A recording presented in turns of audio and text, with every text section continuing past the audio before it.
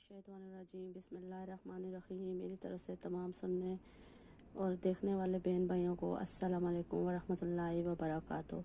आज तोहफ़ा ख़वातीन में से क़यामत की कुछ निशानियों के बारे में पढ़ेंगे।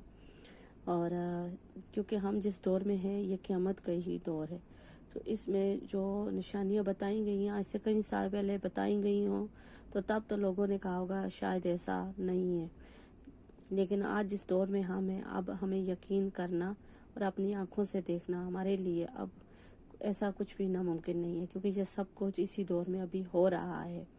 तो चले आइए पढ़ते हैं। आज से कई साल पहले जो आज के दौर में हो रहा है अभी हम लोग जो देख रहे हैं और जो रोज़मर्रा की ज़िंदगी में हमारे साथ चल रहा है वो आज से कई साल पहले बता दिया गया था कि ये क़यामत की आखिरी निशानियां हैं। तो इसमें से आज दो निशानियों के बारे में हम पढ़ेंगे। क़यामत की तो बहुत सारी निशानियां हैं, लेकिन हम थोड़ी सी आज थोड़ी थोड़ी करके पढ़ेंगे ताकि हमें अच्छी तरह से याद रहे और हमें पता चले कि हम किस क़यामत के किस दौर में हैं। इसके बाद साहिल ने अर्ज़ किया कि क़यामत कब आएगी, तो इसके जवाब में आप सल्लल्लाहु अलैहि वसल्लम ने फरमाया कि इस सिलसिला में और तुम बराबर हैं। तो इसने दोबारा सवाल किया कि इसकी निशानियाँ बता दीजिए। तो आप सल्लल्लाहु अलैहि वसल्लम क़यामत से पहले पहले हो जाने वाली बेशुमार निशानियों में से दो निशानियाँ बता दी, और ये कि औरतें ऐसी लड़कियाँ पैदा करेंगी जनेगी जो अपनी माओं पर सरदारी करें, यानी ऐसी नाहिंजार औलाद पैदा होगी जिनके अखलाक बहुत गिरे हुए हों, जो अपने माँ बाप पर हुक्म चलाएं और इनको गुलाम की तरह हुक्म दें कर काम कराएं, जैसा कि आजकल हम अपनी आंखों से देख रहे हैं। लड़की को बतौर मिसाल जिक्र फरमाया है, वरना इससे लड़का लड़की दोनों मुराद हैं। इस तरह माँ का जिक्र भी बतौर मिसाल है, क्योंकि माँ हुस्न सलूक और फरमादारी की सबसे ज़्यादा मुस्तहिक है। जो इसके साथ हकमाना बर्ताव करे वो दूसरों के साथ किस तरह शराफत और तहजीब से पेश आ सकता है। मानी में बयान किए गए हैं जो हदीस वक्फा के मुबाहिस जानने पर समझ आ सकते हैं। अवाम को इनका समझना मुश्किल इसलिए तर्क कर दिया जो मानी बयान किए गए हैं ज़्यादा सही है। अमारतों पर फ़ख्र करने का रवाज। क़यामत की दूसरी निशानी आप सल्लल्लाहु अलैहि वसल्लम ने यह बताई कि नंगे पैर फिरने वाले और नंगे बदन रहने वाले और तंग दस्त लोग जिनके पास तन ढांकने को ना कपड़ा हो ना पैर में डालने को जूता हो, और बकरियां चराने वाले ऊंचे ऊंचे मकानात बनाकर फ़ख्र करने लगेंगे। इसके दो मतलब हो सकते हैं। एक तो ये इनकलाब रोनमा होगा, ऐसे तंग दस्त लोग जिनके पास तन ढांकने को कपड़ा ना हो और पैर में डालने को जूता ना हो और इनका तंग दस्त गुजारा देहाती ज़िंदगी पर हो, बकरियां चरा चरा कर गुजारा करते हो, इनके पास माल की फरावानी हो जाएगी और अपनी कम समझी की वजह से इनके नज़दीक इस माल का मसरफ बस इससे ज़्यादा ना होगा कि इसे मट्टी और गारे में लगा लगा कर मकानों की बुलंदियों पर फ़ख्र करें, यानी कि ज़्यादातर घर तामीर करने में फ़ख्र करेंगे, बड़े बड़े घर बनाएंगे इनके पास जब माल आ जाएगा ऐसे लोगों के पास। दूसरा मतलब ये हो सकता है कि इतने तंग दस्त और फ़कीर होते हुए भी इनके पास जूता और कपड़ा तक ना होगा, भीख मांग मांग कर और बकरियां चरा चरा कर थोड़ा बहुत जमा करके और पेट काट कर बुलंद मकान बनाएंगे और आपस में फ़ख्र करेंगे। अस्तग़फिरुल्लाह।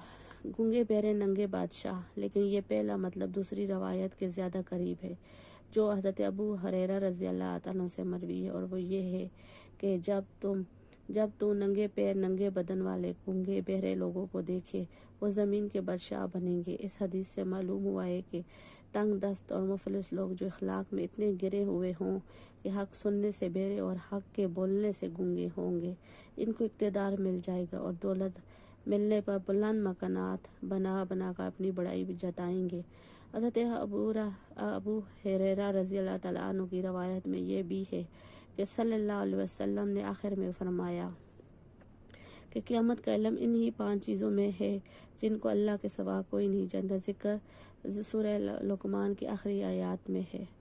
तो अस्तग़फ़ार, अभी इस दौर में गुज़र रहे हैं तो ये चीज़ें हमारे लिए देखना मतलब है कोई गैर मामूली नहीं है। यही हम लोग अभी देख रहे हैं, और हक़ की बात करने वाले और हक़ पे चलने वाले अभी बहुत कम लोग हैं। तो अल्लाह पाक हमें हक़ की बात करने वालों में शामिल करे और हक़ सुनने वाले और हक़ पे चलने वालों में हमें शुमार करे। आमीन सुम्मा आमीन। आज दुरूद शरीफ पढ़ेंगे, दुरूद मुक़द्दस, क्योंकि हम लोगों की ज़िंदगी में इतनी मुश्किलें हैं और इस फितनों के दौर में अगर कोई चीज़ हमें बचा सकती है, हमारी हिफाजत कर सकती है, तो अल्लाह के हुक्म से वो सिर्फ़ दुरूद शरीफ ही है। तो चले दुरूद शरीफ के बारे में आज पढ़ते हैं कि इसके फ़ज़ाइल क्या हैं। दुरूद मुक़द्दस दीन व दुनिया यानी दोनों जहां के फ्यूज़ व बरक़ात का ख़जाना है और इसे पढ़ने का सवाब बेपनाह। इसलिए बाज़ लोगों बुज़ुर्गों का कहना है कि उम्र भर इसे एक बार पढ़ना राह खुदा में कई हाज और नफ़र रोज़े रखने के मसावी है। और जो शख्स इसे दिन रात कसरत से पढ़ेगा वो वली, कतब, अब्दाल और गौसे जैसा मकाम पाएगा। इस दरूद की बदौलत ज़िंदगी भर के सगीरा व कबीरा गुनाह माफ़ हो जाते हैं, ख्वाह समुंदर की जा के बराबर क्यों ना हो। इस दरूद को पाक को रोज़ाना एक बार नमाज फ़जर पढ़ना आलिम सकरात में आसानी का बायस होगा और कब्र की मंजिल यानी मुनकर नकीर के सवालों के जवाब में आसानी होगी। आलिम बरज़ख में इसकी कब्र मसले जन्नत रहेगी और वह हमेशा राहत से रहेगा।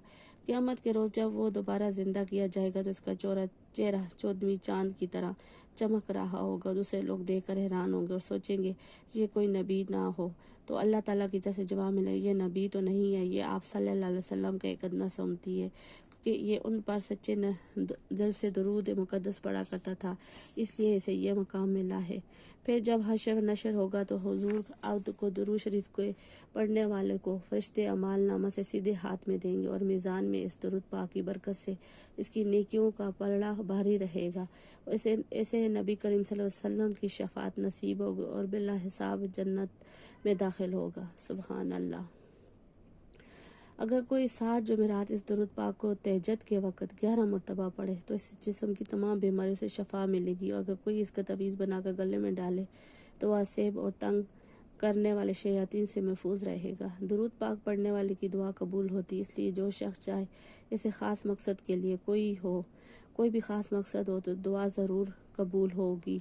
तो इसे चाहिए कि तहज्जुद के वक़्त 7 मरतबा दुरूद मुक़द्दस पढ़कर सजदा रेज़ होकर दुआ करें, इंशाअल्लाह ताला कबूल होगी और जो हाजत हो चाहिएगा इंशाअल्लाह पूरी होगी। इसके अलावा जिस औरत के यहाँ औलाद ना होती हो 40 दिन तक दुरूद मुक़द्दस 3 बार रोज़ाना पढ़कर दम शुदा पानी पिलाया जाए, इंशाअल्लाह खुदा के फजल करम से साबे औलाद हो जाए। और जो शख्स जुमेरात और जुम्मा के दरमियानी शब रात को सोते वक्त ये दरूद पढ़े, अल्लाह ताला उसे 4 चीज़ें अनायत कर फरमाएगा। और अल्लाह की खुशनुदी, दोम नबी करीम सल्लल्लाहु अलैहि वसल्लम की खुशनुदी, सोम बग़ैर हिसाब जन्नत में दाखिल, 4 रिज़्क़ में फ़राखी। हज़रत इमाम मालिक ने इस दरूद के बारे में फ़रमाया है कि जो शख्स ये दरूद पढ़े और अपने ऊपर दम करे वो तमाम बलाओं, आफ़तों और बीमारियों से महफूज रहेगा।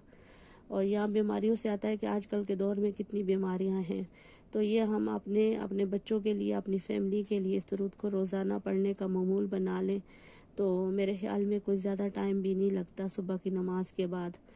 तो उसके लिए हमें हमारी हर हाजतें भी पूरी हो जाएंगी और सबसे बड़ी बात आखिरत की सारी मंजिलें आसानी से तय होने का भी अल्लाह पाक ने इसके ज़रिए रखा है।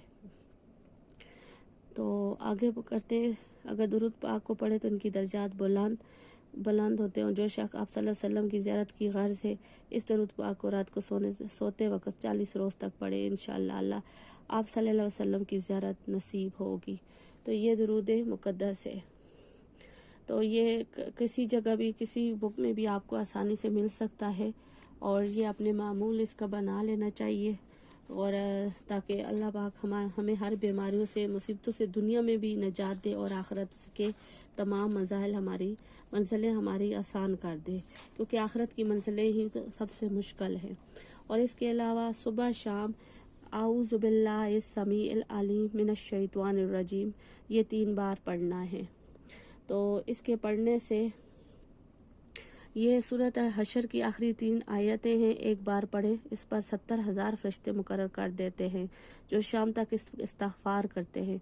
और हम जैसे गुनहगार हैं, हम तो बहुत ही गुनहगार हैं, हमारे लिए ये दुआ बहुत ही ख़ास है और इस छोटी सी दुआ को बहुत आसानी से याद किया जा सकता है और इसे 3 बार सुबह शाम पढ़ना चाहिए ताकि जो फरिश्ते हमारे लिए इस्तिग़फ़ार करते रहें।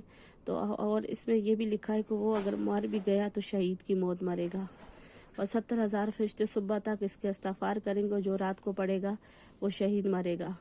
तो औज़ु बिल्लाहिस समीइल अलीम मिनश शैतानिर रजीम, औज़ु बिल्लाहिस समीइल अलीम मिनश शैतानिर रजीम।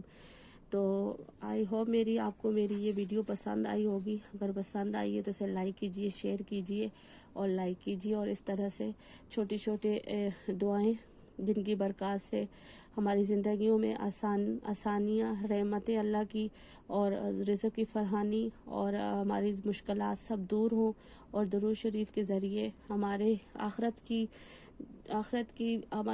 भी और हमारी दुनिया भी दोनों संवर जाएं।